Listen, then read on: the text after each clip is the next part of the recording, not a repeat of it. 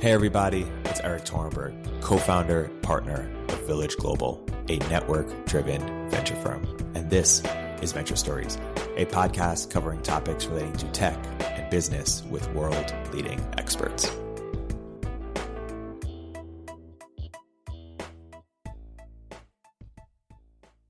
I'm Erik Torenberg. I'm here with Daniel Gross, founder of Pioneer, partner at Y Combinator, and former founder CEO of Q, and director at Apple. Pioneer. So when I think of Pioneer and I think of the underlying sort of principles or philosophy of Pioneer, I think the following. Talent is universal, opportunity is not. I think life is a video game, which we'll get into. And then I think there's an opportunity to build a brand. What makes Harvard or Stanford or these places or YC so special is not the curriculum as much as it is the network and the brand of the community that you build. Unpack Pioneer. Is that accurate? Is there something I'm missing? Add or edit, or let's unpack some of those ideas. Totally, yeah, and thank you very much for having me. I think the inception moment for me for Pioneer is quite old. It's very much a reflection of my personal story. So, I was born and raised in a very different environment from the one I'm in now. I was born in Jerusalem to an Orthodox Jewish family, and I came out to Silicon Valley to start a company really on a whim. I'd gotten into Y Combinator as an 18-year-old, and I ended up flying out here, starting a company. My company was kind of a search engine, ended up getting acquired by Apple. I worked on various machine learning teams there for a while. Director at Apple at the age of, I think 23, very much a responsibility I didn't predict myself ever having. Left Apple to become a partner at YC, and my life really changed. And I didn't really even realize it at the time as I was filling out this YC application. I remember I was in some military prep camp base in the middle of nowhere in Israel. I didn't realize when I was hitting submit on that Nokia phone that I was going to change my life. The themes amongst my story are repeated over and over in Silicon Valley. When you meet people here, you find out that there's an inordinate amount of happenstance and luck involved in their success. So there's a reason to believe that for every kind of person that makes it out here, and even people that are, much more successful than myself, for every great founder, Elon, founders of Dropbox or Stripe or Instacart, whatever it may be, there are hundreds, maybe even thousands more that don't really ever make it and do their great thing. And I think this is, not just true for founders. I think it is true for researchers, for musicians, for artists, for any one of these people that are kind of extraordinarily productive in their domain. And fundamentally, I think the world is bottlenecked on the amount of kind of extraordinarily productive people we have. The greatest researchers, musicians, artists, thinkers. If this was a little city in civilization, you'd want to have as many of those great people as you could. And the thesis of Pioneer is that we can fairly cheaply 10x the amount of these extraordinarily productive people. We could 10x the amount of Elons, of Marie Curie's, Albert Einstein's, J.K. Rowling's, and John Lennon's by merely giving them a little bit of money, but more importantly, a lot of motivation to follow their dreams, to work on whatever their passion is. That's kind of the goal, is to be able to find these people at an unprecedented scale and to be able to motivate them at kind of an unprecedented scale. And the key point here is kind of internet level scale. There's a lot of other grant programs like this, the Pell Grant, Teal Fellowship, MacArthur Grant. And it's so ironic that these people, even though they sit in the middle of Silicon Valley, and many of them are doing great work, surrounded, by people building self-driving cars and AI. All of this great work is done very manually and laboriously. If you look at the Ivy League, you have thousands of applications being read by like a dozen people. And assuredly we could do better. Like here we are, a species that is putting things on Mars. You got to tell me there's a better way we can screen and identify talent. So we're trying to bring that kind of Google level scale to solving this problem. So Pioneer is built almost entirely in software. The selection process is almost entirely in software. And it's almost built as a game people play, where every month we kind of reset the game, but every month you have the opportunity to compete on a global leaderboard of progress, basically. And progress is something you can make irrespective of what domain you're working on. You could be working on a small SaaS startup. You could be working on research and machine learning. You could be a young EDM artist on SoundCloud. All you have to do is make progress towards your goals. The more progress you make, the more points you get. We take the people that have the highest scoring points at the end of the month and we give them some funding. We bring them out to Silicon Valley. And in general, we try to cultivate the same atmosphere, the same kind of feeling that one would experience at an Ivy League university, but on the internet, a kind of digital Ivy League campus. So that's in a nutshell what Pioneer is trying to do. We're trying to scale the benefits of the Ivy League to the millions of lost Einsteins around the world. Perfect. And it's not almost like a video game. It is a video game. And I'm playing in it as a referrer. And, you have a leaderboard for people who source people. And at one point I was in the top 10 and I was like, man, I gotta get to the top. Now I haven't sourced in a bit, but I've been telling, I was telling my entrepreneur friends, I was telling my artist friends, I was telling my rapper friends, but talk about this concept of life as a video game. Because I know that's something you've thought quite a lot about in Pioneer and elsewhere. Well, I think, by the way, that top of the referral board, just to give you a sense, so this is a leaderboard that we have on our website, not of the players in the game, but the people who refer players to the game. And we got first position is a person from the United States, second from the UK, the third from Ghana. We have someone afterwards from India. Balaji is number 7 right now. That's the only identifiable name. Patrick Collison is number 12. The rest I don't know. These are random people. Wow. Kind of spread throughout the world. I think in general, games are an incredibly underrated concept in terms of how they're both used in software, but also in terms of how we think about them in general in society. Games are fundamentally the way children explore the world. They simulate things with other people, and they're a wonderful environment to participate in because they engender human competition and cooperation in a way that ultimately allows someone to potentially fail. It's just a game, it's not real life. And one of the really interesting things, especially about online games, is just how motivating they are. It is unbelievable to me. We view it as a pejorative that someone, say, will play The Sims or Fortnite for like 5 or 6 hours. Ultimately, if you're playing The Sims, Age of Empires, or Civ, you're solving resource allocation problems. You're literally doing the same thing a McKinsey analyst does, and you've opted into doing this for the entire night. And your parents are angry at you that you did it. But there's something really interesting about that. Like, why did you decide to do that? And could you possibly bring that same nuclear energy of productivity into other realms, into software in general? And that is one of our techniques in building our product and kind of building this digital Ivy League campus. One of our techniques is to constantly bring back concepts from games over and over and over. Probably the most paramount important concept from a game that we sprinkle everywhere in Pioneer is the one we just talked about is the idea of a leaderboard. It feels simple, but it's incredibly powerful. If you have a point score and a leaderboard, it turns out people surprise themselves in the amount of motivation they have to climb the thing. We get dozens of emails, sometimes a day, from people whose position has moved in the leaderboard in one direction or the other, and it's dramatically influencing their psychology.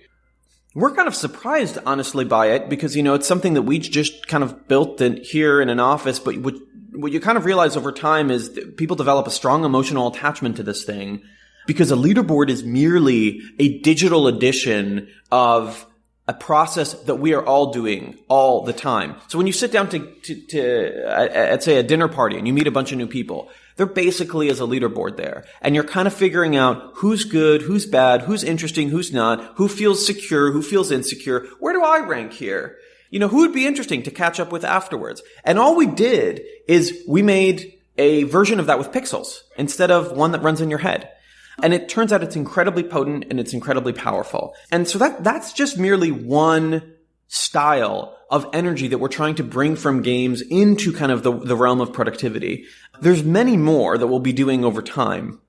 The thing that is most surprising to me is the fact that we're kind of the only ones doing this. You talk to game designers and they have a whole spiel. I mean, they could talk for hours to you about how different game mechanics work and how you need to give instant feedback. Is another important game mechanic. There's a very important game mechanic around injecting randomness into things. This is kind of why humans play the lottery over and over, is because of the random nature of it. They can't model it, so they feel like they must do it.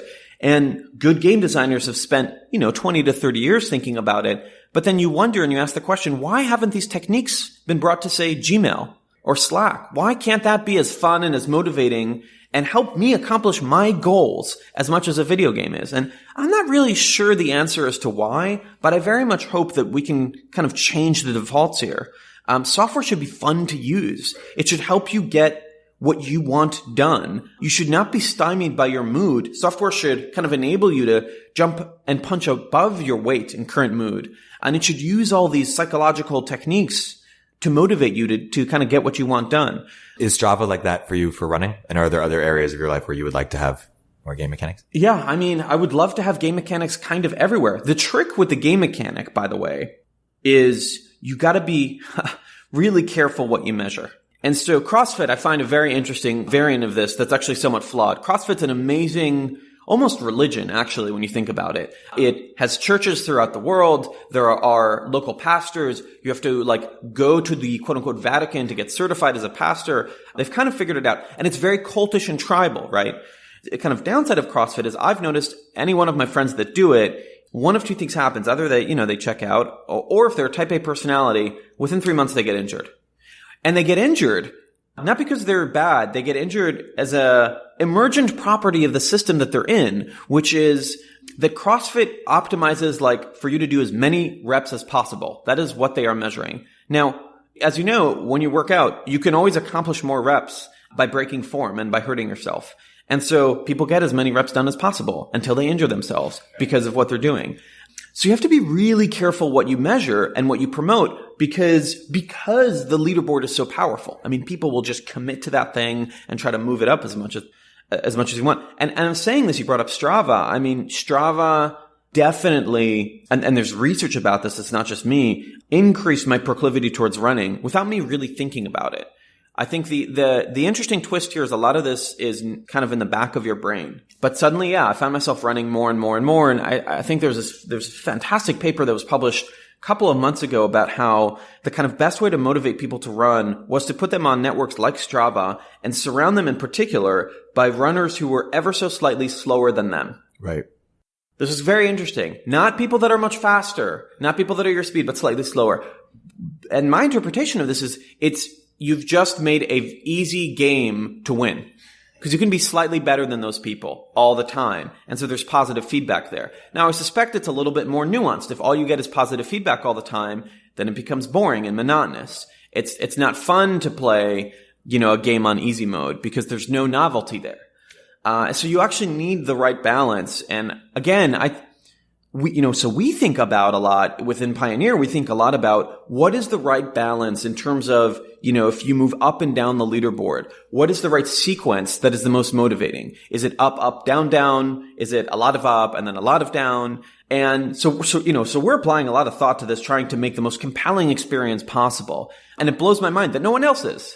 I don't think even Strava is. I think the only people that are doing this are people making games for you to play on the subway, which is, entertainment is important and awesome, but we could make the world significantly more interesting if we just said, let's take a step back. Let's focus on the high level goals you want to achieve in life. And then let's build the most interesting kind of game treadmill to get you there. I feel like a version of that for me is Twitter, which is a game for me to come up with interesting ideas, hunches and ideas. And I found that the more I put them out there, the more I'm encouraged, the more ideas I have. And I think we will find out, and it may be only a decade from now, that Twitter has fundamentally reshaped the human psyche. Because I suspect what is going on is you issue a tweet, you get a lot of positive affirmation from other humans. And by the way, the most potent leaderboards are ones where you have tribal familiarity with your peers in the leaderboard. So it's one thing to get likes from bots. It's another thing to get likes from people you know. And of course, the most amazing thing is to get likes from people you respect, which is why I think everyone immediately when they get likes tries to look at immediately, are any of those accounts verified? Because what is that telling you? That's telling you that you got approval from people higher up in the leaderboard. But what happens is you issue that tweet, you get some positive feedback, and then I think your brain is doing the right thing, which was wow, that was a pleasant experience. I think we should do that again. And then it reshapes your thinking. And I don't know to what degree, everyone kind of feels they're more frenetic these days and a little bit slightly more ADD. I believe Harvard published this paper about attention deficit syndrome. It's not a disorder now. It's just a thing you have. Yeah. And I wonder to what degree a lot of this is a byproduct of you are literally training your brain to think in the shortest version communication as possible all the time. Or you're training the brain to have the ideas that will create the most kind of reactionary content. The one final variant on this, and I don't want to spend too much time on Twitter, is actually think one thing people will say is like, look, Daniel, thanks for that idea, but ultimately Twitter is just used amongst the Silicon Valley media elites. It's actually not used broadly by the world, which is somewhat true. But the twist here is it's used by journalists, and journalists create information that spreads throughout the world. So if you view Trump as as a kind of a property that emerges from Twitter, it's not because your average kind of NRA card carrying Americans are reading Twitter. I don't think so. That journalists are. And journalists are trying to create, now journalists are in this mindset where they're trying to maximize likes. And that is really changing the types of articles they read and the conversations they have at their offsites at Fox or CNN or CNBC. And so in that sense, I think it has a second order effect where it's really changing global psychology. But it is a game ultimately. And this is why I think it's so important to be careful what you reward and what you measure, because people will optimize for it. Yeah. My friend sent me this site where you could see who unfollowed you. Of course. I see people unfollow me and they're utterly dead to me. No, but now I'm checking it. I'm like, oh my God, why do I care? Of course you care. Now, why do you care is a very interesting question. Yeah. I think you care for a very important reason. So here's another slightly contrarian thing for us. I think the Silicon Valley mindset is you should not care what other people think about you. You are weak if you care what other people think about you. And, Bob Keegan, who's actually done a lot of work on the psychology of adults, has this interesting framework where he actually views people who have what he calls a socialized mindset as somewhat Neanderthalic. You want to evolve. You want to be beyond what people think about you. It's not clear to me that is true. Because what other people think about you, especially the people you respect think about you, is a very important signal as to whether you are doing the right thing or not. And I'd imagine it has a long-standing million-year tribal history of, gosh, if the elders don't think this is good, it may not be good. It could very well be that, I don't know, everyone's upset at you because you're like walking around naked. It could be that is a bad idea if you believe in the concept of decency. And we don't have to go down that rabbit hole, but you get my point. So you do care who unfollows you because those people have basically decided to vote and say your ideas are bad or uninteresting to me. And you should learn from that. Now, maybe you should take the opinion that those people are just of a different tribe, and there's no need for your ideas to connect. Or maybe they're wrong, but I don't know, maybe they're right. Maybe you should learn from it. So I actually think it's probably wrong for us to not care what people think about us. Now, you can care too much. But I actually think the right framework here is a balance as opposed to complete and utter rejection of what others think about you. Because then again, you end up like Japan, which is great, but very alien to the rest of the world in a global sense. It's an exercise in compartmentalizing. Yeah.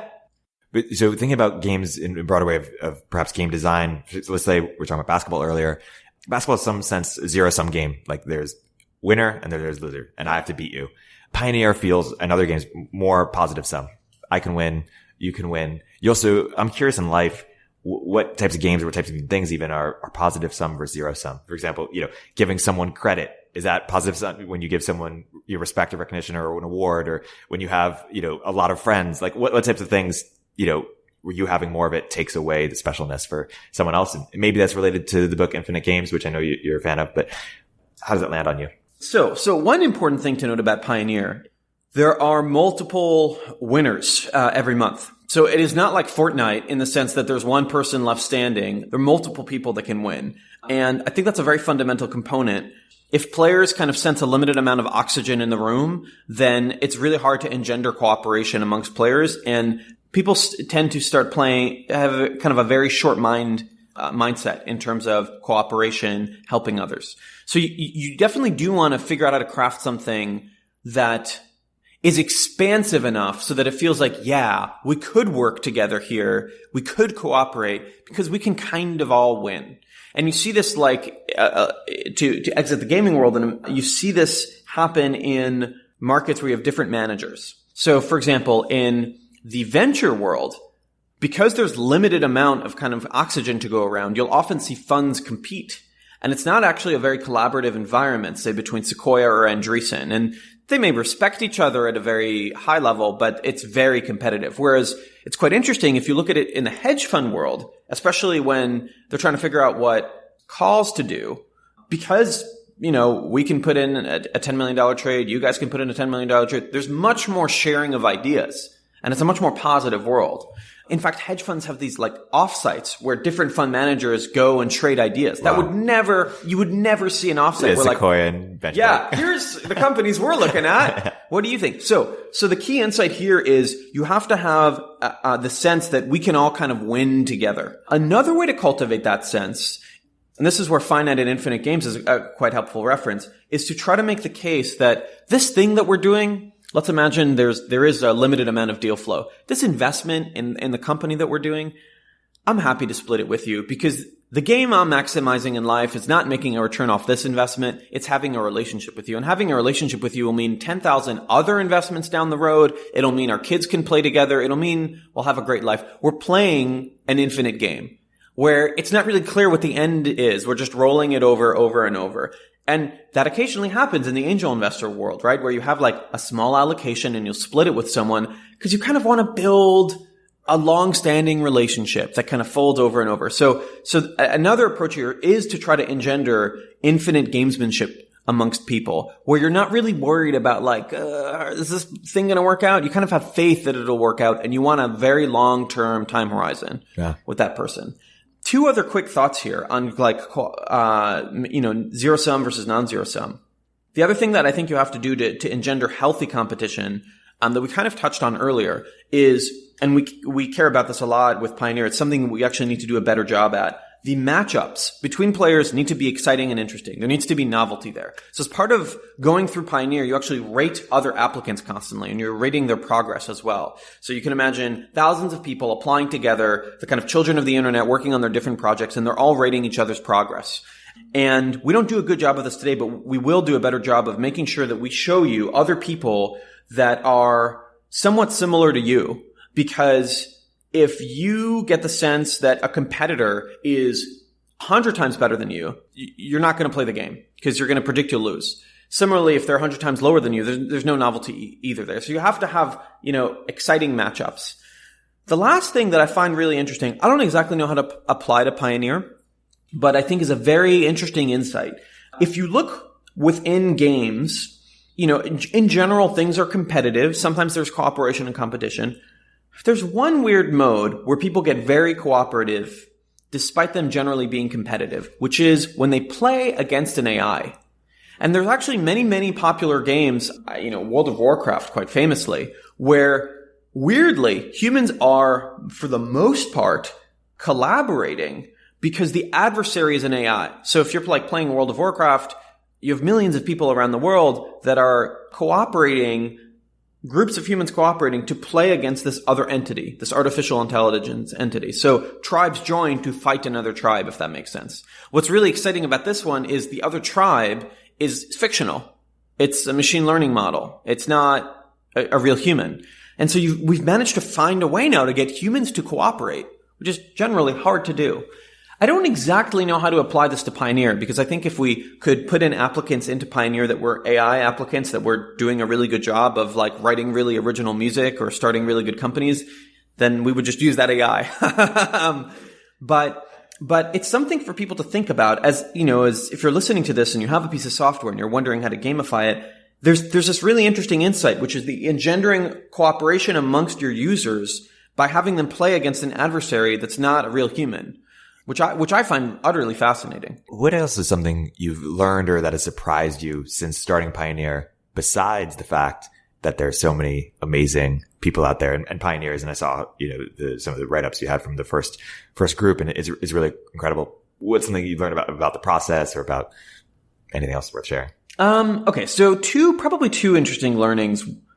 One is so my previous company was a search engine, and we managed to build a product that was good, not great. We ended up getting acquired by Apple, not going public.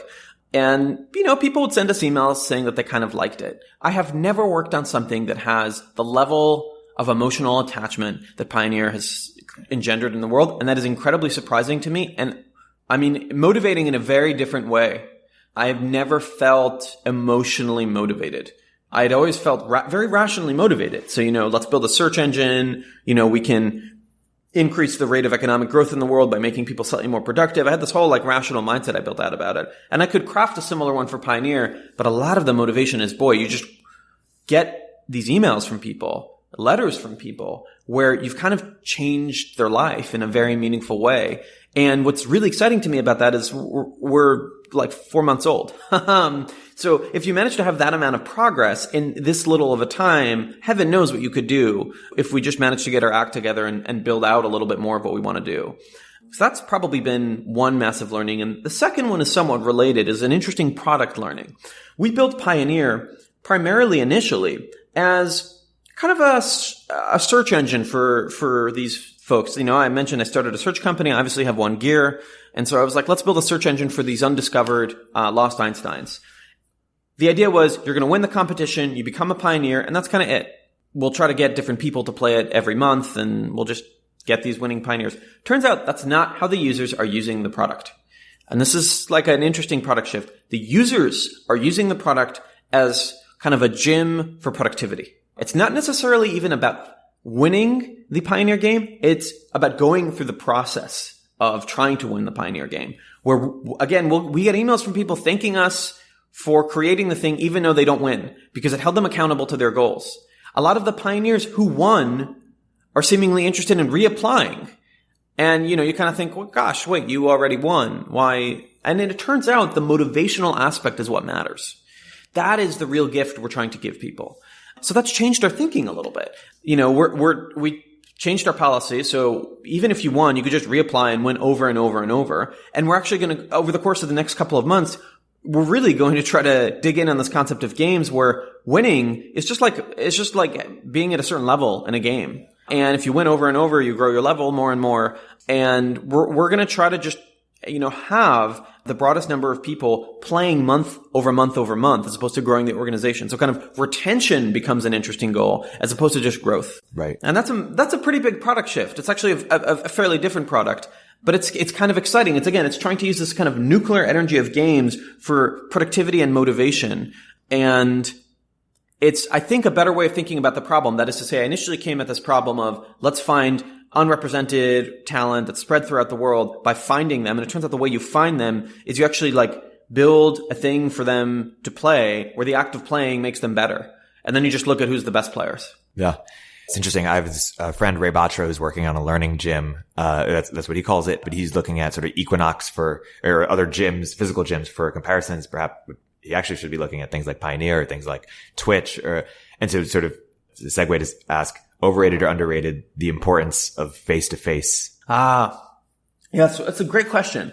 And of course, a pertinent one, even within we could say that this test is being run today in so many different variants within the fitness world, right? So you have your old school gym, you have your Soul Cycle, you have your flywheel, and then you have a Peloton. Whereas Peloton is completely, there's quasi-physical presence, right? It's very interesting. So Peloton is kind of like a bike that you get on, and there's basically a TV network of instructors that you watch. The slightly more in-person version of that is Flywheel, where you all get together, or Soul Cycle, and that feels a little bit more like church, where there's a person at a pulpit with some candles and they're shouting at you.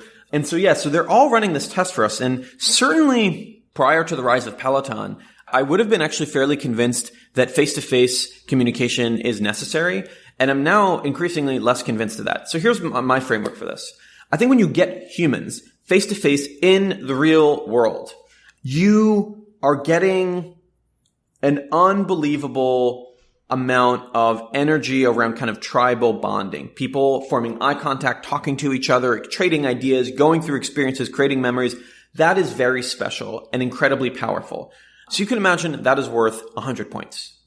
You could slowly build up your way to 100 points by trying to recreate that in software where, at the very extreme, people just trade letters and words. Just say IRC channels.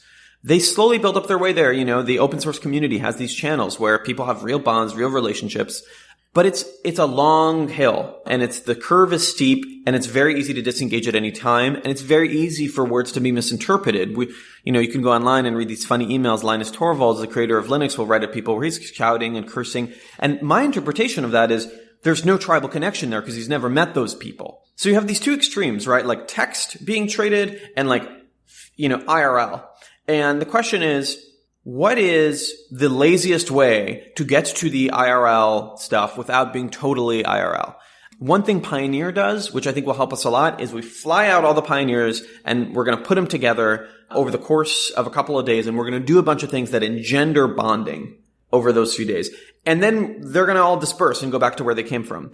And the hope is, I actually think you probably get the most of the benefits in like 5 hours of in real life presence gives you, let's say out of those 100 points, may give you like 80 of them. There are also intermediary steps we should discuss. Like, for example, video conferencing calls. I kind of think for a bunch of deep psychological reasons, they don't quite get there today. I think that will be one of the big innovations in AR, but I think it'll be like 20 years from now, which will dramatically reshape countries, immigration, borders, but that will be a big deal. And then the other intermediary step that's kind of half a step down to close the loop here, to me is things like leaderboards that are incredibly personalized. I think that is basically a substitute, somewhat of a substitute, a partial agonist, if you will, for the tribal bonding you get if you meet people in the real world. So for the gym scenario, if I had to build a gym that was a distributed gym, I would start thinking very smartly about what is going on in the physical gym that is causing you to be motivated to. So maybe there's the people that you see there repeatedly, and maybe you kind of have a weird relationship with them where you think you're competing, but you're not competing. You're like, that's that person again. Maybe you wave to them, maybe say hi to them. How could you, again, bring that into software? I suspect that Brainstorm ends up looking very similar to Pioneer, where you kind of have leaderboards, and maybe you even do a better job than we do, where you try to put people in leaderboards or chat rooms together based on shared interests that they have, which is another thing that happens in the real world. But at a high level, my framework is real world is, an incredibly powerful way to get tribal bonding, which is ultimately what you want for motivation. And you can kind of try to get reduced versions of that through the internet, but it requires a lot of deep introspection and creativity. Earlier, we were talking about your great YC talk that you did recently on how to be a founder. And then we were talking about what could potentially be your next YC talk. And I think I'm proposing to you that it be what we can learn from religion. You talked about your past. We talked about, physical manifestations of it today, like SoulCycle, CrossFit and many others. And now we're talking about digital manifestations. One that comes to mind for me is Bitcoin community, which both takes some of the positive elements and the negative elements. But so I'm curious for you as someone who grew up with it and now as someone who's building, a real community that has emotional resonance and trying to inspire people. What are the most salient things that you've taken away from your religious experience or religious more broadly to Pioneer in your life? Oh gosh, my religious experience. Religion needs to be respected even if you don't believe in it, because it is here after so many years, especially the ones that survive. There's an evolutionary pride in that, similar to, the human beings themselves. There's a lot of variants of human beings that didn't survive. There's a lot of variants of religions that didn't survive. And so I think it's important to unpack what's going on there.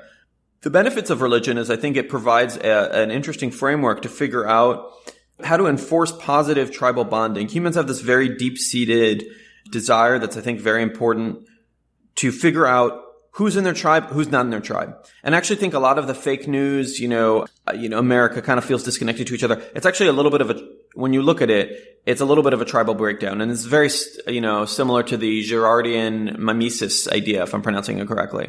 We try to mimic what others are doing, and we're trying to figure out who we should mimic, who we shouldn't mimic. And religion provides a way, basically a lasso, if you will, around people that ordinarily wouldn't connect to connect. And so you see it certain parts of the world where there was a strong, kind of religious hold. It creates terrible chaos. Like if you look at the Middle East, when the tribal barriers break, but very strong bondings when the tribal barriers remain. Like the Jewish community and identity is very strong.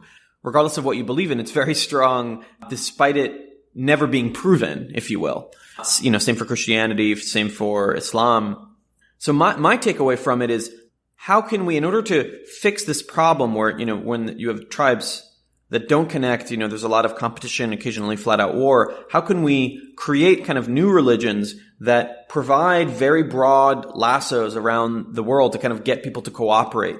Because when you meet someone who's from, say, the same religion as you, you're like willing to use an earlier framework, you're willing to play an infinite game with them. You're willing to say, sure, like, I think you're good. I kind of have, I won't judge what you say too harshly, or I'll assume, positive thoughts before negative. When you meet someone who's distinct and different from you, you're a little bit more cautious.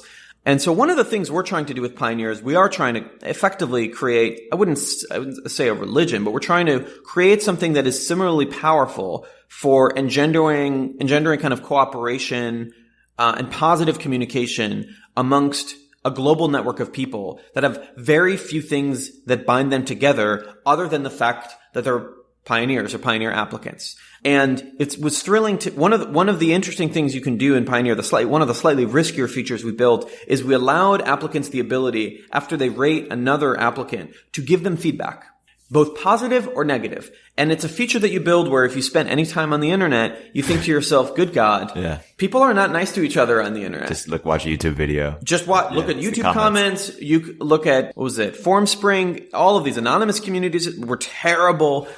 Yet at Pioneer, and people tweet this out week after week because we email them the feedback that they get, it's really good. Not just positive feedback, but the critical feedback is constructive critical feedback, something a manager would give to someone that they're working with. And I think the reason why is there's a community built. And I think in many ways that, that inspiration is similar to what's going on with a lot of religions where people feel like they're kind of in this thing together. Right. And they're working on it together and they're part of the same group. And my hope is to continue to grow that because if we can, I think it'll make it much easier for us to really build this kind of futuristic. I kind of think of it, one way of thinking about it as the Ivy League, but I kind of think about it as a futuristic massive X-Mansion from X-Men. We have all these people with incredible superpowers and they don't mind working together. They don't mind helping each other. So that's part of the inspiration that we take. You mentioned the Ivy League. I want to ask you a broader question about education. If you could wave a wand and change anything about how we do, or we could start from scratch from, K through 12 to university, what sort of are some underlying principles that you would say would guide your recommendations for what we do? Yeah, there's some simple things. I think it is criminal that we ask teenagers to wake up at 6:45. It's like it's enterprise software mismatch. It's the person buying the software is not the person using it. So adults need to wake up early. Adults want to wake up early. Children do not. So I think school should start at 11 o'clock. That's one that alone may change the world. The second thing that I think is should work start late too? I don't know. If you look into circadian rhythms of people as they age, they do tend to bias towards waking up earlier. So that's not necessarily clear to me. And in certain industries where I think it's a combination of incredibly high margin, incredibly high demand to hire workforce, work starts whenever you want. So in software engineering, you come into work pretty much whenever you want, as long as you get the job done. Is it, some people say that you should go to sleep when sun's down and wake up when sunrise. That would mean waking up at 6 or whenever sunrise. Is that incorrect? My view is you should experiment and spend 3 months of your life trying every single variation, find what works best for you, and then commit and move on. I have shifted a lot, and I suspect I've shifted in part because my job has changed. So when I was just on the maker's schedule, when I was just coding all the time, I woke up very late. Now I wake up extremely early because I'm slightly more on the manager schedule. So I don't know. I would just find what works for you. I do think universally, though, there's studies that show that children have the circadian rhythm that demands waking up significantly later, where it's like a 25-hour clock where every day goes slightly later effectively as opposed to a 24. So that's a big one. I think the other thing that's not exciting, because people have said this, relentlessly, is we are trying to, in our society, I think we're constantly trying to figure out who are the people that are going to be the most productive and who are the people that are going to be least productive. And so we are actually building leaderboards very similar to Pioneers. The SAT test is one of them.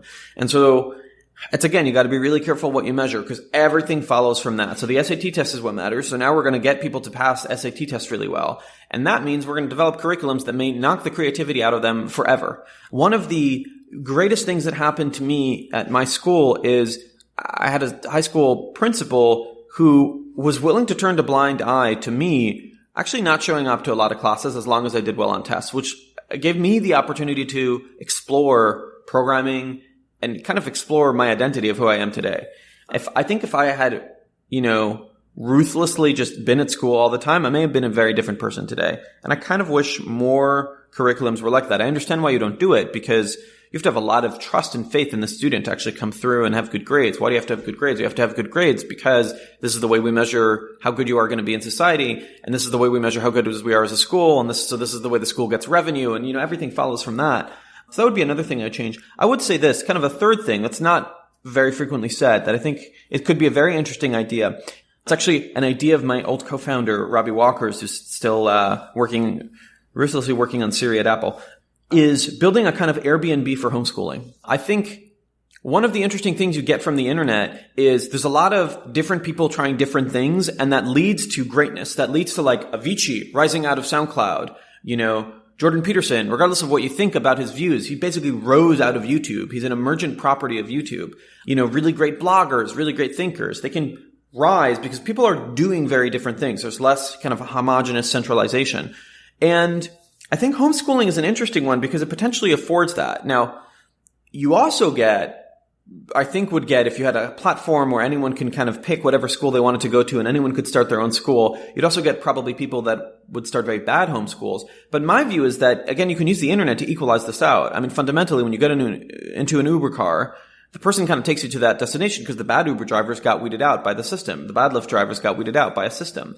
Same thing with restaurants. Like, this stuff kind of works. So I think you could do that for schools and kind of let anyone start their own school, anyone be their own principal, anyone be their own teacher. And the key point here is I'm pretty sure you can actually charge the state for it. And I'm pretty sure you could get tuition from the state for every student that you have. I don't know why this doesn't exist, and it feels like it should. It feels like if I'm a parent, sure, I should be able to try to get my kid into public school X, which is if I'm living in the right district and zip code, amazing or awful. Or sure, I should try to be able to get my kid into private school and put my entire family into debt because of that. Or maybe I tried this crazy experiment where, gosh, it seems like Principal, Bob over there, who's like started a school in his home, is doing great. And he's highly rated by all the parents. That, I think, would be a pretty tectonic shift in the way children get educated.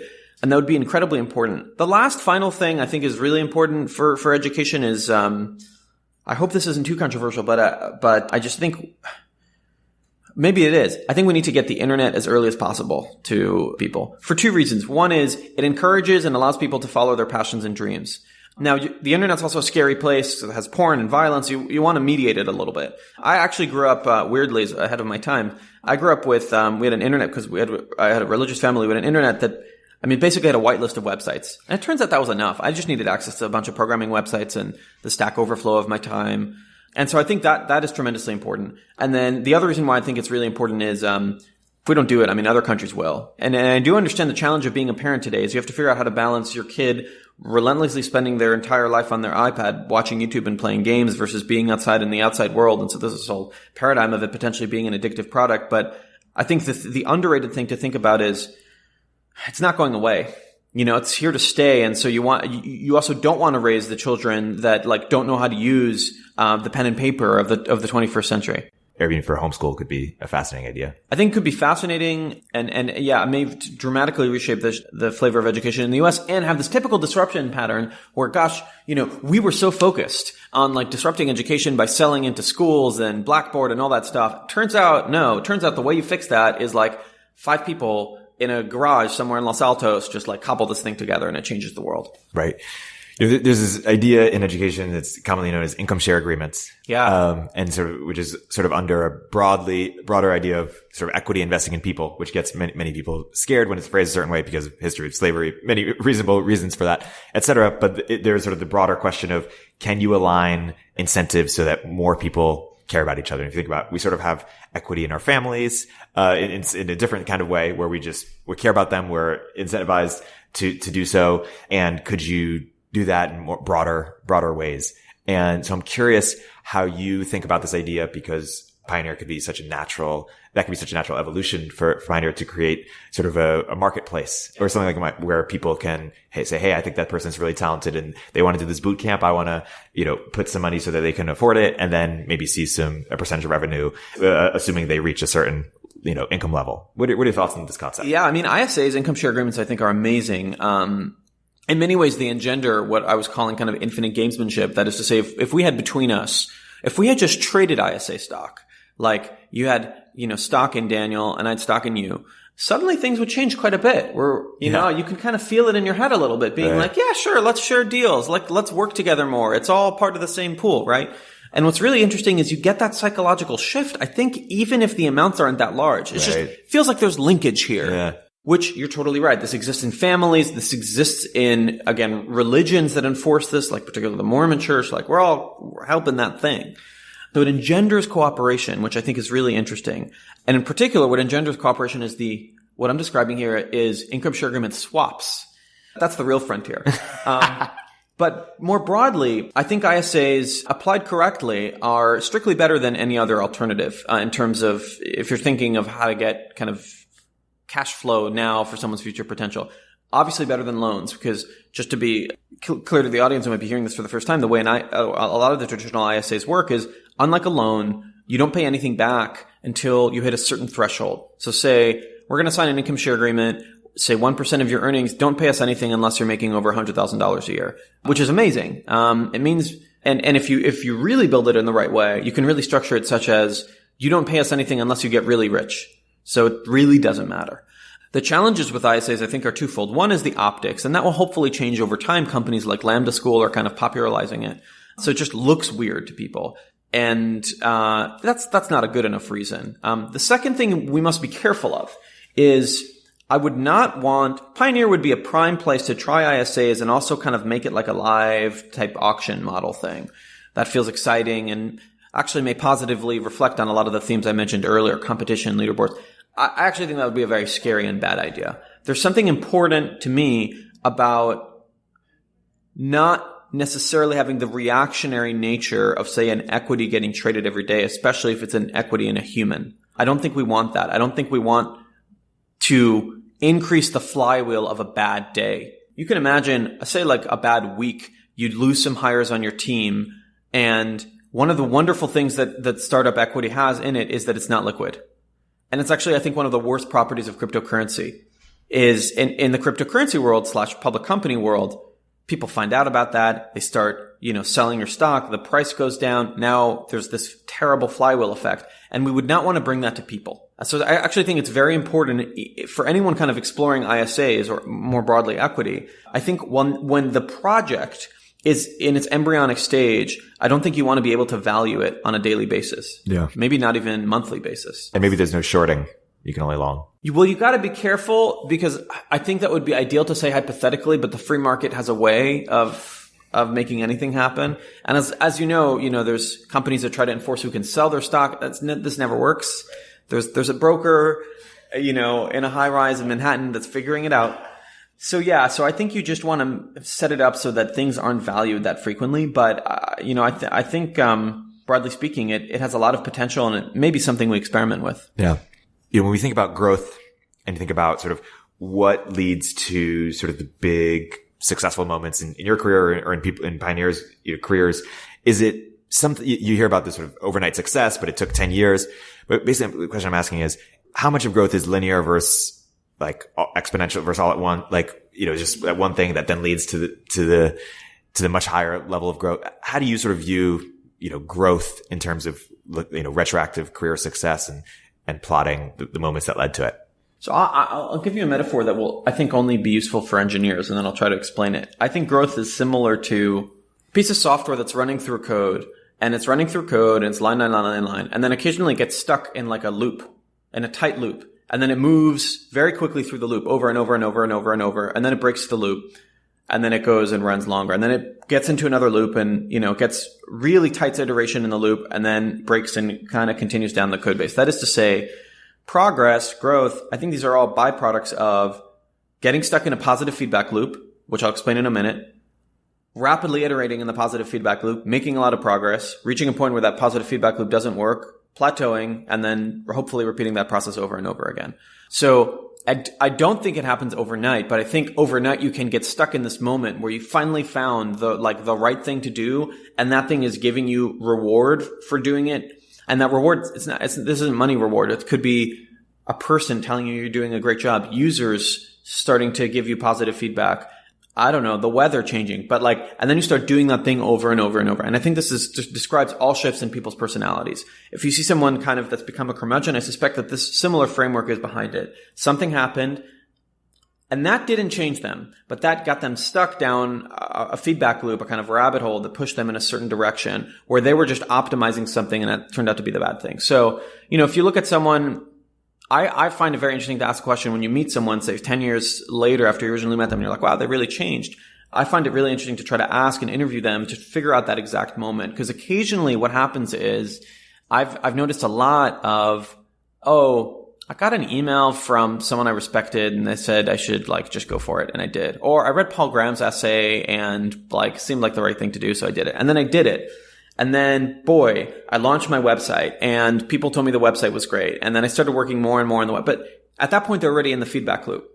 They're in that tight iteration loop, which is improving their growth and improving their productivity. So I think the really interesting question isn't how to get people to grow, but how to lapse them into this feedback loop where they start iterating really, really quickly in a positive manner. I think that's really what growth is. It's certainly not overnight, but you can suddenly step into it overnight. And it's, in many ways, it's very environmental. There's these fun studies where people move to different zip codes and their weight always fluctuates in the same direction. I mean, if you want to lose weight, the simplest thing you can do, move to San Francisco, move to New York. Don't do anything else. You will lose weight. It's all a byproduct of a feedback loop. Everyone else around you is working out and eating healthy. Suddenly you're doing the same. For me, what happened was that moment was hitting submit on a YC application. And then I flew out here and then everything kind of followed from that. So it's just finding these turnkey moments where you enter the feedback loop is the key to unlocking growth in people. Right. It's easier to change your environments than it is your insides. Yeah, I think willpower in general is tremendously overrated. I think we have very little of it, and I think you need to spend it in a way where it's like fixed capex. Where imagine you have a very little cash and you have your little lemonade stand. Sure, if buying a lemonade pitcher is a thing you can do once that yields dividends over the next 20 years, buy the pitcher. But if it's something you have to do every day, I'm not sure. And so willpower is your capex spend where if you can do a thing once, move to a new city or befriend someone that's going to motivate you to do something every day, great. Otherwise, it's going to be hard tomorrow. Yeah. How do you know when an idea is, starts small but has enormous potential versus an idea that is just really small? I'll give you one example. I started this company called Wrapped FM. It's sort of like Skype for rap battles. Right. Freestyle rap is sort of a niche within a niche within a niche within a niche of rap. It's a pretty small audience. It was very fulfilling, but there are some paths that are cul-de-sac or that are dead ends. How do you know when a path is too small? Right. That's a good question. I think the best way to find out whether you should stop playing the game that is your company is if no one else, in particular, no other users are listening. I think the problem people have is they manage to avoid one massive pitfall, which is they don't work on the grand thing. They do work on a small project, but new pitfall that they don't manage to avoid is they work on their kind of pet project, which is awesome, but they don't really tell anyone else about it. And then you're kind of like a petri dish in a lab that doesn't communicate with the outside world. So you're going to develop a weird organism. You're going to end up like Japan, basically, a weird island. And one of the reasons why Japan is so unique is they were isolated from the rest of the world for a very long time. So your product will be isolated from the rest of the world. And then you won't realize to stop working on it. And of course, it's psychologically really hard to do the thing that I'm asking you to do, which is to go and talk to your users, because a little voice in the back of your mind actually is telling you, they may not like you may get punched in the face a few times, but it's really important to get punched in the face. And it's important to change your mental frame of reference about this. As long as we continue to use kind of capitalism as our model around the world, you need to create something of value to other people. So I think, I'd learn to stop working on a thing if I mercilessly and ruthlessly try to either grow revenue or usage and was unable to over, say, the course of 6 months, then I'd switch to something else. The mistake people make is I think they don't really talk to enough users because it's psychologically so hard. And there's famous stories, of course, of, artists not wanting to show their paintings, and it's just repeating itself here. It's interesting. Going back to Rapid FM example, I had a small community of people who loved it. Right. So the classic YC advice and startup advice is, okay, now you can find a way to grow that advice. And my thought was, okay, freestyle is small now, but once people see how fun it is or how accessible it is, everyone's going to start freestyle rapping. Hey, guess what? That didn't happen. And it just happened to be a small group that grew a little. And so I'm curious if there are spaces or ideas or times where you see someone working on, they have a small amount of people who love it, but you just say, hey, I've been there before. I know that it's somewhat of a dead end. Or do you think there's you can spin it in some way to grow the market? Yeah, that's totally, it's a very fair question. And I agree with you that the common trope advice is, find your 100 users that love you as opposed to the million that kind of don't care about you. I think Paul Buchheit originally coined that. But the challenge is, And of course the challenge is as a founder, you somewhat delude yourself. I mean, because you work on it so much. And so of course you do the comfortable thing, which is you surround yourself by the people that like it the most, and you don't really broaden it out again, because that would be painful and harmful to do. One thing that is slightly, I guess, contrarian, although I think at this point, by saying the word contrarian, you're not a contrarian. You're sort of meta-contrarian. But one thing, in our world, there's a very, and in many ways with what I do with Pioneer, there's a very kind of mythological version of the founder. It's very much your kind of Nietzschean Übermensch, which is the person who powers through it all and makes it happen. I do think that is only somewhat true. You do have to have relentless commitment to your project. And this is why, I think Steve Jobs used to say insanely great.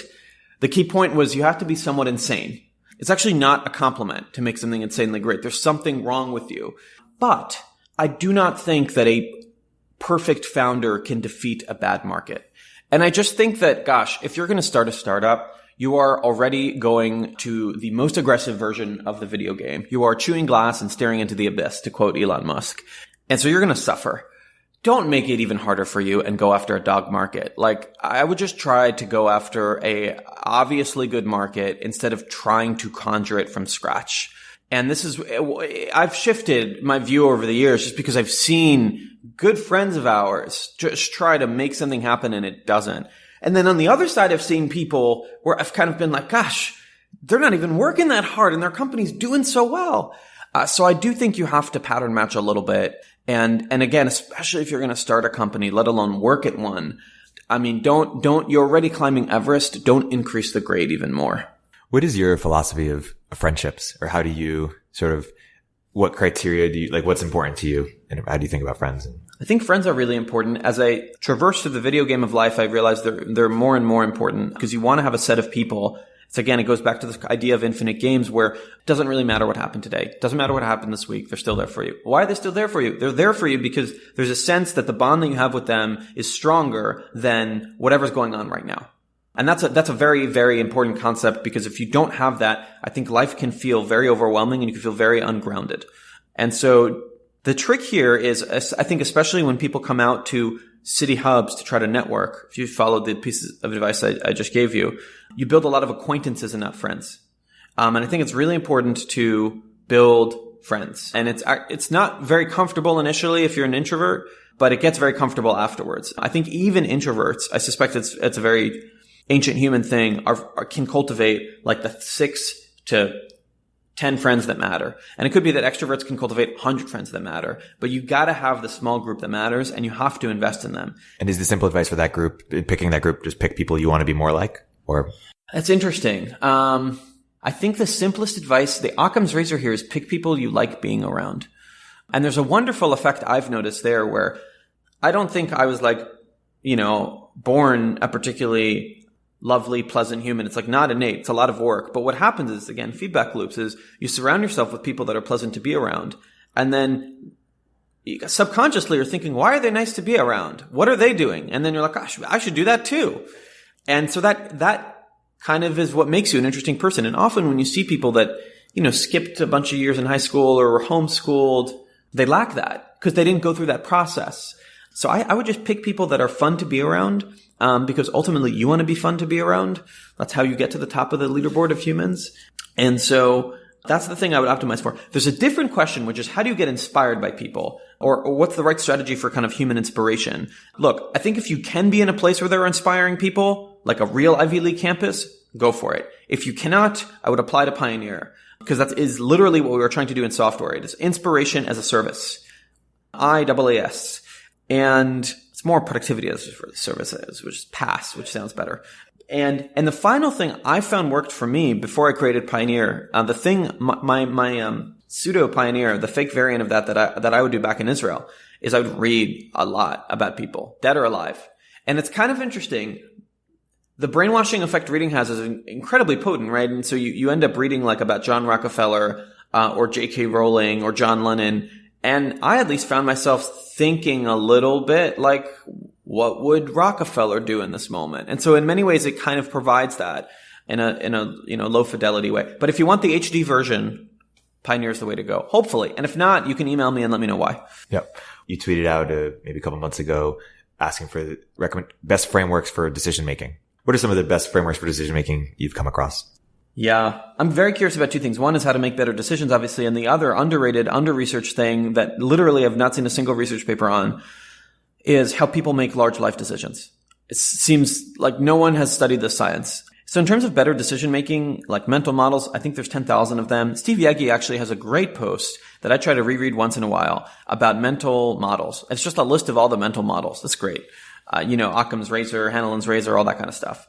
So that's a good one to reread. I think the largest meta insight about decision making I've had is really realizing that humans are flawed.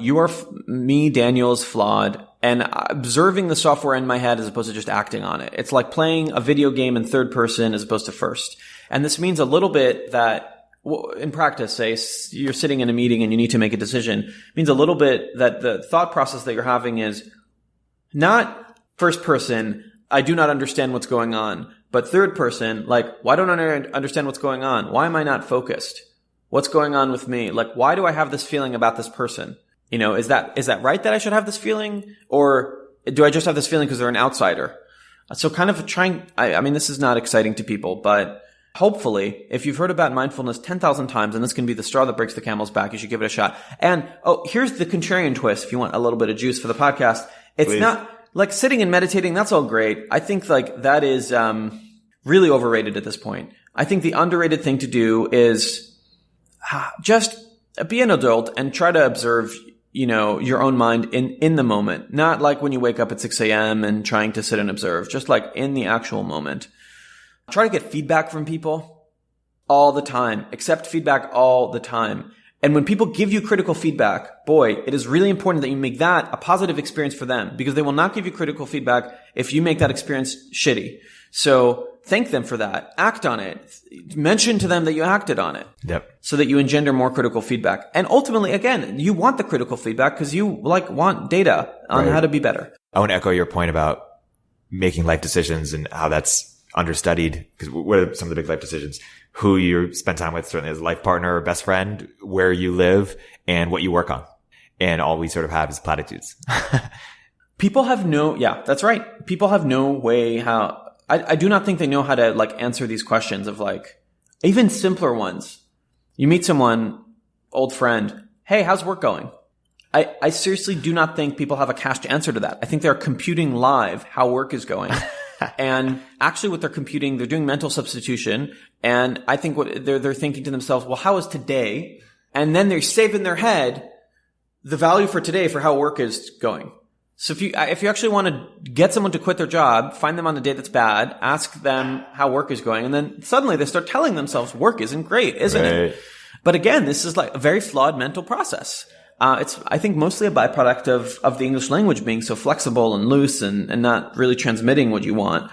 And it's we just don't know how this works. There could be a lot of weird things are coming into play in terms of how people make major, say, career decisions. It could very well be that all major career decisions are made on moments of vacation, because you come back to work and what happens is not necessarily work is good or bad, but you're flooded with work, which is not as fun as vacation. And that is the catalyzing moment for you to go out and look for another job. It could be that it's literally the dinner that you had with friends and your friend casually mentioned their salary, and that mind virus has been stuck in your head for 3 months, and you finally mustered the courage to answer one of the emails from the recruiters because your friend casually mentioned their salary that was higher than yours. Yeah. So again, super understudied, super, super important, because if we could figure this out, we could help people make better decisions about their life. So, I'm just bumbling around the universe now, realizing increasingly I have no clue why I'm doing any of what I'm doing. Right. Just a bag of atoms. So I think it'd be super important to study that. It's interesting we're talking about feedback loops for a second. Another question that people ask all the time is, how are you doing? How's everything going? And if for people who are going through something, I'm not sure what the advantage to saying, I'm depressed or I'm really struggling, because is that sort of a negative feedback loop that then is oh yeah, I am really struggling. And that person, that reinforces their mental model of you, and they maybe tell other people, and that it's sort of just a spiraling feedback loop. You the solution to that, here's a nifty one. Please. Hopefully. You tell me that it's awful.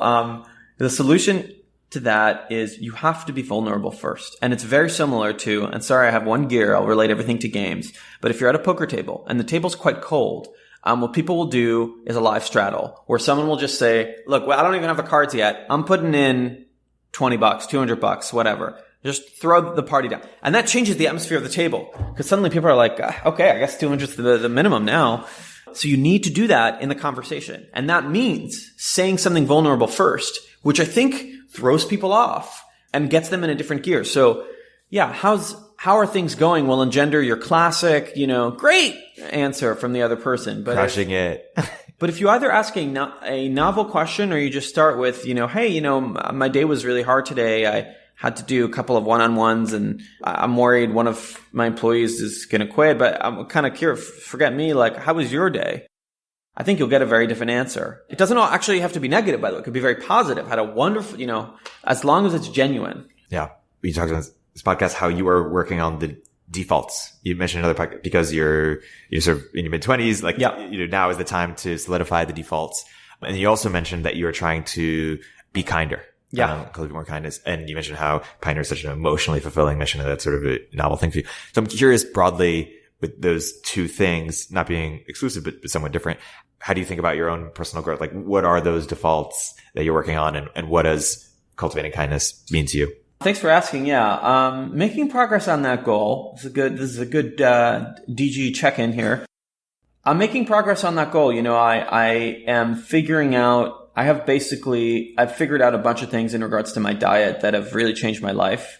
And again, the specifics don't matter. It's just I think people should experiment and react. And I've had them now locked in for, maybe over a year, 13, 14 months. And that's been quite helpful. I think if you're going to be any type of leader, you have to develop empathy and kindness towards people in a very genuine way. You can't actually do it. You can't do it the same way you're going to, gear yourself up to lift a weight at the gym. It has to I'm going to be kind. That doesn't work. So in all honesty, the thing that's helped me the most is, working on Pioneer and being surrounded by friends actually who are kind. And then it's wonderful to observe the software in your head is suddenly like, that interaction, that was good. How do I do that? And that changes you, I think, at a very deep level. So I think I'm making good progress. Kindness, good luck measuring that. So, I don't know, but you'll tell me. Yeah. And to that end, are there areas in your life where you said, hey, this gaming or software analogy just doesn't apply? It applies to a lot. It applies to a lot. I will confess, I could use feedback on when to stop using analogies in general. Here's the thing though, on the analogy front, on the meta analogy. That's what we're here for. Analogies are, people make fun of me all the time, and it's fine. I use analogies a lot. Gaming, by the way, is just one of many. There's a lot of Harry Potter analogies. There's a lot of science fiction analogies. There's a lot of running analogies. I think they're incredibly important, and people should feel free to make fun of me. If people laugh, that's great. But they're incredibly important because they allow me to transfer a fairly complicated piece of information fairly quickly. If this is actually really strong if you talk to two software engineers and you could say, well, it's kind of like, G-zipping something. You just managed to say a lot in a word. So I find them as kind of, as useful compression. So don't make too much fun of me. No, totally. You wrote on Twitter, it's much easier to code life when you view events as an emergent property of underlying systems. Can you unpack that idea? Yes. So the easy thing to do is when you look at people, it's very easy to be judgmental of them. It's something I struggle with. I'm incredibly judgmental of everyone, including myself mostly. Number one police officer for Daniel is Daniel. That's bad for two reasons. One is you're often wrong. Whatever judgment you're making is wrong. You don't have the entire context. And two, it's definitely not nuanced enough. Because again, you're going to sense a theme here in my patterns of thought, but people react to environments and kind of feedback loops. And all actors believe they are rational. Even terrible actors like Hitler. I think it made sense to his distorted view. And the easy way out is to say that person's bad or evil, and in many ways they are. But the smarter, more interesting thing to do is to figure out what is going on in that person's mindset. What is going on in Trump's world that causes him to tweet that? How does that make sense to him? And that's when you start viewing people, whatever's happening in your life, news, tweets, interactions, really it's just things that are emerging from the system. And if you can do that, you can decode the system and you can predict them better. And this is really important because if you can predict people better, I think you can interact with them significantly better. So in that sense, I think the harder intellectual exercise is like next time you get a pop-up ad of an interaction, something like undesired and unwanted, rather than annoyance or casting it aside, thinking what caused that person to do that or say that? To me, that's led me down, these very interesting paths of, is it that they feel insecure? Why do they feel insecure? What went on, a week ago, a month ago that caused them this insecurity? And then maybe you're able much better to connect with people. So it's doing the cognitive research, both in your own head and trying to do it in theirs. It's an interesting question. It was sort of a broad question we always ask, which is how do you change human behavior? Let's just say we're trying to make people less tribal. And there are different approaches, different hammers you could take to it. One is you could make everything a game. You add game mechanics. Two is you could add, what crypto communities trying to do, add sort of economic incentives to encourage people to work together, have more alignment. You could create, more infrastructure, physical infrastructure or digital infrastructure so that people are incentivized to behave in certain ways. You could, edit people's brains in the future, perhaps, or you could get them when they're really young, in kindergarten, teach them how to coordinate better. Which ways are you most sympathetic to as in terms of changing human behavior or most down on? I mean, I'm down on anything that fundamentally tries to edit it, say with CRISPR or whatever, because I actually think the defaults are there for a reason. We don't cooperate all the time. We sometimes compete. And that is, I think, very good. That's what leads to everything that's around us. These microphones, this table, whatever you're listening to this podcast on, it was created out of competition because people wanted to make something better than what already existed in the world. And that's fine, in my opinion. And not all people believe this, I understand, but I do.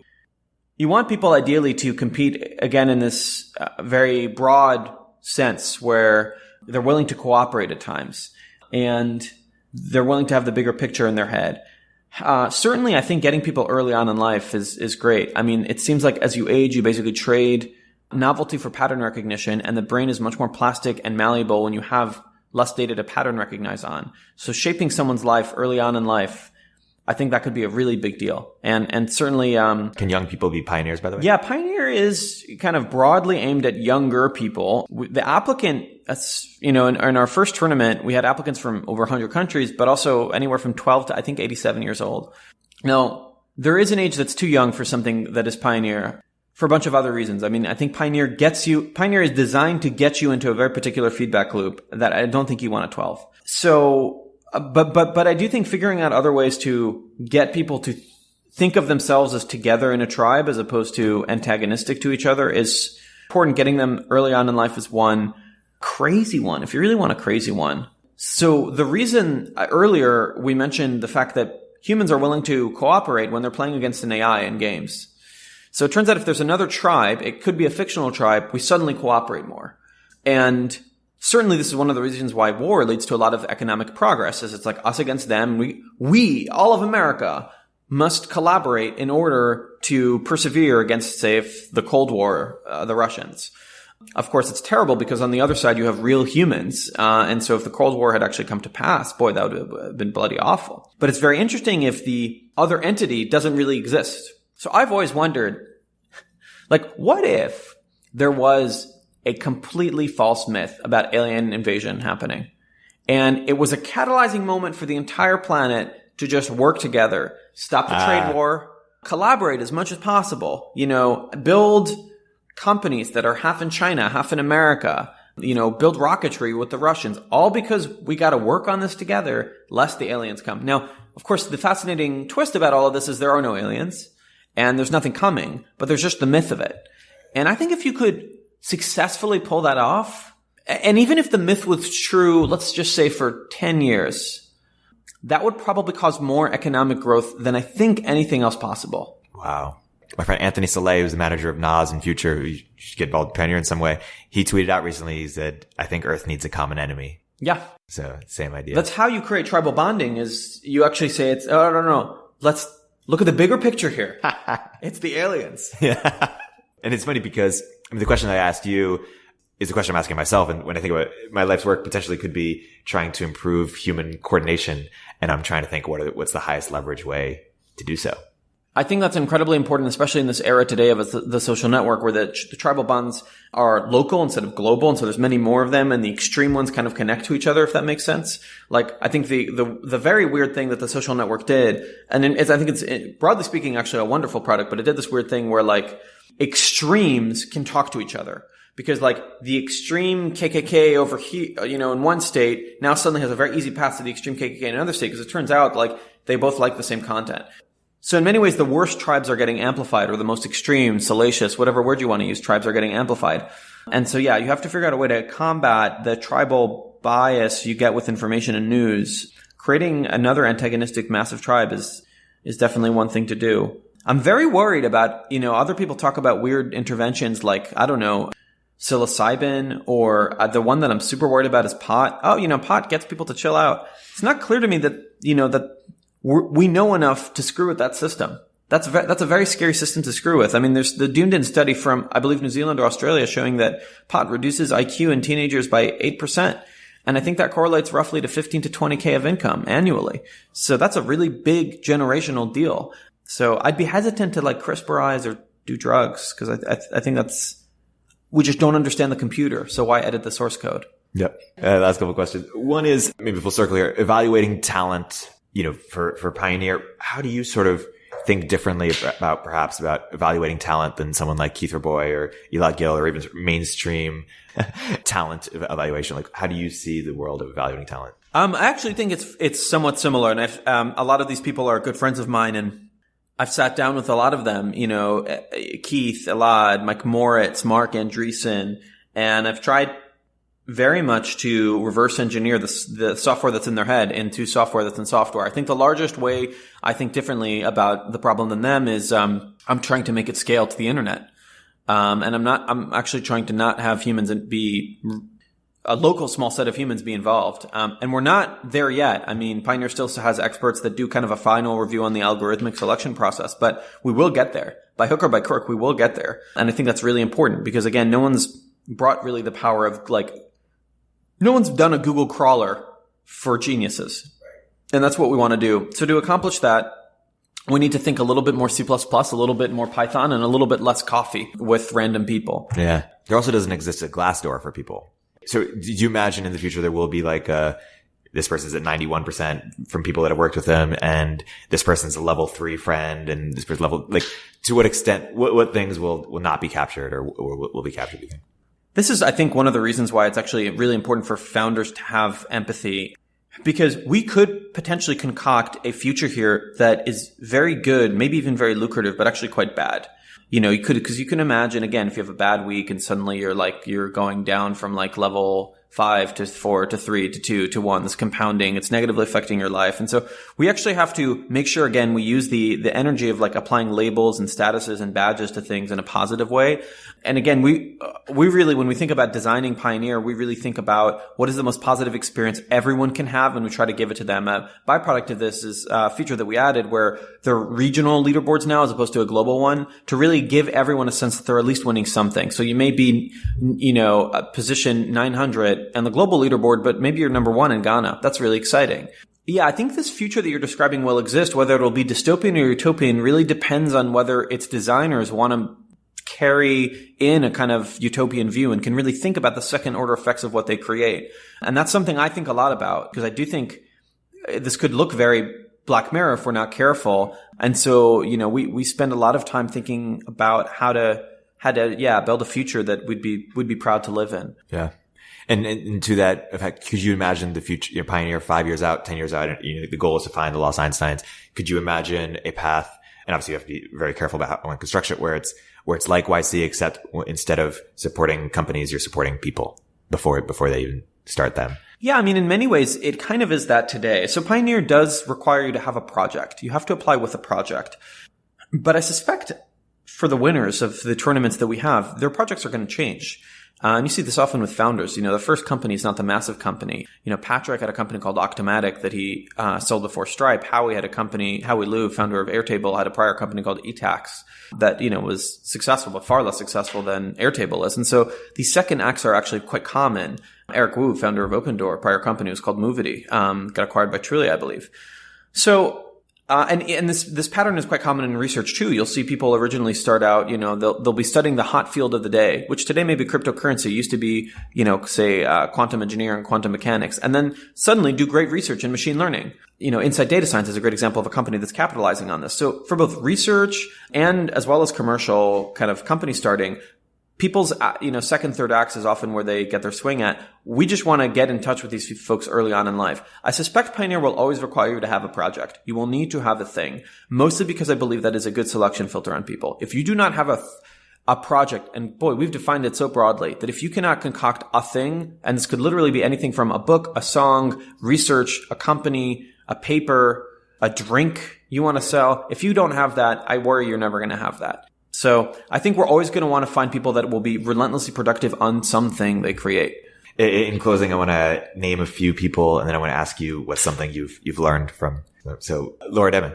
Laura is one of the most productive people I've met. I mean, she just had, I think what's going on with Laura is she has she's very high in trait conscientiousness. And I think she feels a tremendous responsibility to get a thing done if she tells you she'll get it done.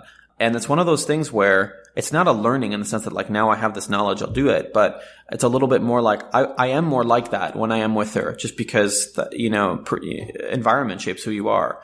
So conscientiousness is probably the thing I've learned the most from Laura. How about Patrick and John Collison, who are obviously two separate people, but brothers and good friends of yours? I'll separate them out so that they don't feel like they're one person. Patrick is, I think, very in the kind of Bob Keegan human development framework. He's very not even self-authored in the sense that he knows who he is.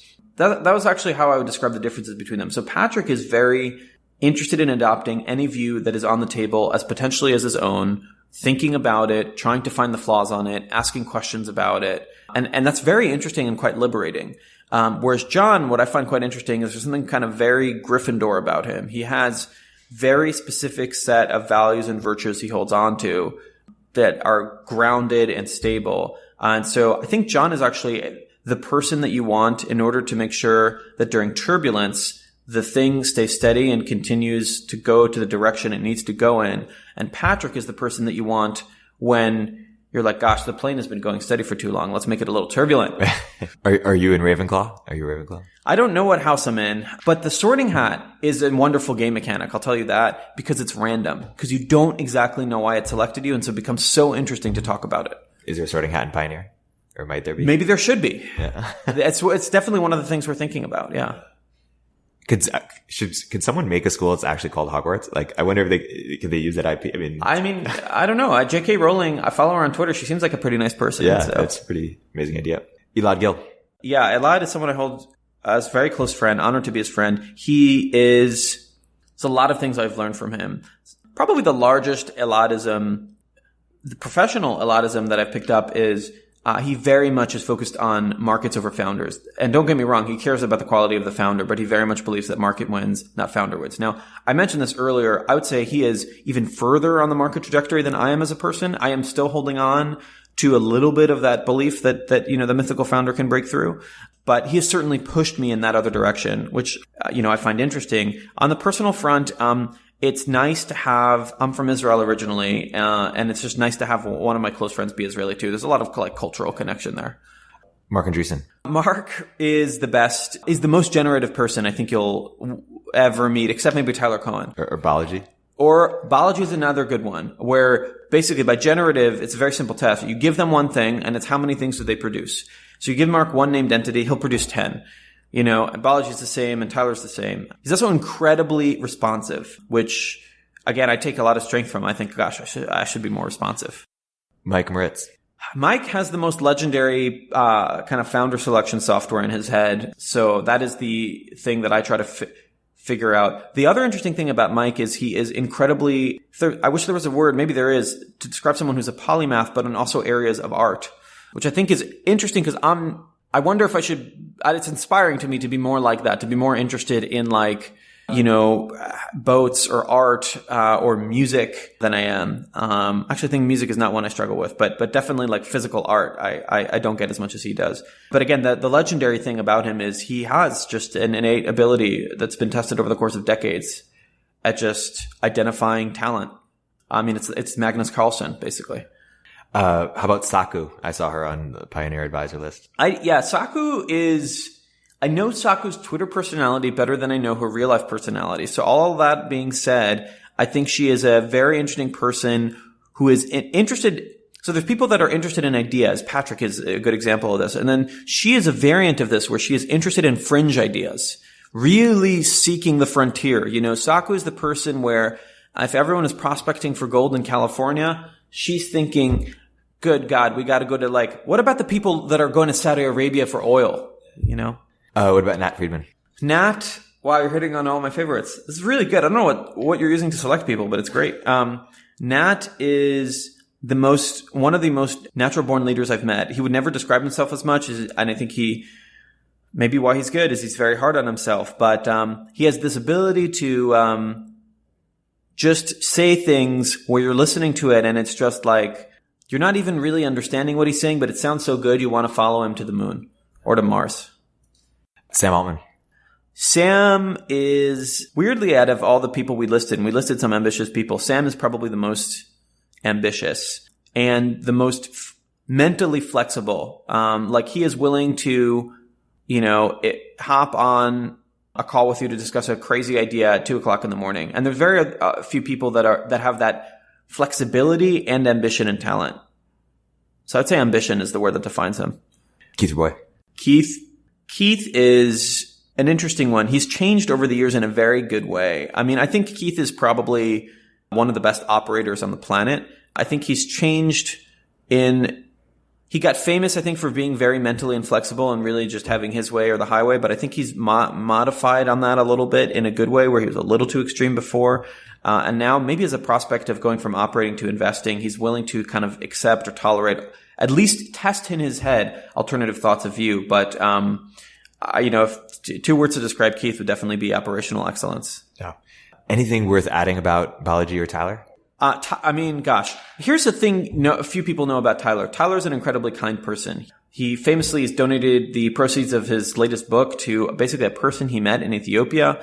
And that's not something you see in the kind of traditional Tyler view where he has this economics blog that he posts about. He has also all the things you'd expect. He knows all the things. So that's kind of interesting. Balaji is he's a variant of that where I think Tyler has more breadth of knowledge. I think Balaji has depth of knowledge in certain areas that's unprecedented and seems to and he also goes crazy with analogies and he's much better at this than me. And he's much better at kind of creating a Twitter catchphrase than me. And I've wondered a lot about what the heck is going on. We literally have within this small circle of people you mentioned, we have this concept of abologyism. And that's when you come up with a perfect catchphrase, for something. And I think it's because his mind seems to constantly be indexing information in kind of weird and different ways. So it's very easy for him to think of when you say, something like, gold, Bitcoin is, he'll come up with some catchphrase that just, when you hear it in your head, sounds amazing. Yeah. Last living person, Peter Thiel? Peter Thiel. I don't know Peter that well, honestly. Peter strikes me as very self-actualized. I mean, I think he's figured out who he is, and he does not seem to want to deter from that, which allows him to explore ideas and people that I think others, including myself, are not fully capable of doing because we care about what others in the leaderboard think about us. I think that's a great way of putting it. Dead people, before we close, Benjamin Franklin and Shackleton. Wow. Ben Franklin has a little bit of a pioneer story. So I kind of always endeared that. I believe, he was certainly not bred into economics. I forget the exact origins of it. To me, Ben Franklin and Warren Buffett are intertwined, are kind of very linked. Just because I read The Intelligent Investor at the same time I went through this process of reading all of Warren Buffett's letters. Both of those people, the key about them is just the time horizon is incredible. Incredible time horizon. And it's a psychological software that I don't quite have yet in my head. Did you mean Buffett's letters or Franklin's letters? Both. And Ben Franklin as at least as a person who was very much a systems thinker, which I would like to become one day when I grow up. Gandhi, wow, what a great question. I haven't thought about Gandhi. I don't know enough about Gandhi to have an intelligent opinion about him. Shackleton. Ernest Shackleton. Yes. Ernest Shackleton, the penultimate leader. Okay, so here's the interesting thing on Ernest Shackleton. It's not really the story. I mean, the story's amazing. Shackleton's Incredible Voyage is an amazing book. But sometimes when I tell about it to people, they'll come back to me and they say, well, I read it. It was just okay. It's an adventure book. So I constantly wonder, but there's a cohort of people for whom Ernest Shackleton defined adventure and defined ambition. And I think it goes back to this weird effect, which is the books that we read as we were growing up somehow seem to have a much more potent effect than ones we read as we're adults. Like Ender's Game changed my life. I think if you were to read it now, you'd find it kind of an just okay sci-fi book. So to me, Ernest Shackleton's amazing, but the question is, why don't all people think he's amazing? It's because I think, again, there's something really wonderful about how novel everything is when you're kind of reading as a teenager, because you don't have a bank of information. You have nothing to compare against. When you're reading the book, there's no author criticism in your head where you're like, this is bad character creation. You're just, wow, this is like the first character I'm reading about. So I guess maybe the insight from here, the learning from here is if you're a parent, boy, you've really got to be careful with the fiction and nonfiction your kids read because it can shape them. And again, how people make major life decisions. Maybe this turns out to be a massive thing. Maybe it turns out that the Harry Potter generation is actually fundamentally different from the Lord of the Rings generation just because of the books they read as teenagers. Yeah. I think that's a great way to close. Where can people find out more about Pioneer? What should they stay tuned for? Yes. So, we have the benefit of having a wonderful domain extension. So it's not pioneer.com. It's pioneer.app, A-P-P. You go to the website. There's pretty much all the information there. You can also email me. My email is in my Twitter profile. My name is Daniel Gross, and that's my Twitter handle. And that's kind of it. I mean, if you're listening, the thing to realize, I'll give your audience a quick sneak peek into the future of Pioneers, just so you have a sense. Give you guys an early look, something they never allowed me to do when I worked at Apple. If you have an idea that you have in the shower, just random, and you're wondering how to pursue it, it's really more a project than anything else. You should check out Pioneer. It could basically be the way to potentially take it to the next level, and if you fail, no one knows. Apply with a different name for all I care. So that's one thing. The other thing is, if you would like to mentor pioneers, we're actually working on the next iteration of the Pioneer game, which will include a new character, just like, there's multiple characters in a video game you can play. There are going to be multiple characters within Pioneer that you can play. And one of them is the role of a mentor or an advisor. And so if you'd like to help pioneers, shoot us an email at team@pioneer.app. Let us know a little bit about yourself. And we're going to find a way to gamify the kind of game of advice and mentorship, much like we did for applicants. Awesome. Well, I look forward to recommending more people, mentoring people, and applying myself. 3 roles. You totally got it. The Holy Trinity. Awesome. Thank you so much. It's been a great episode. Thank you so much. Yeah.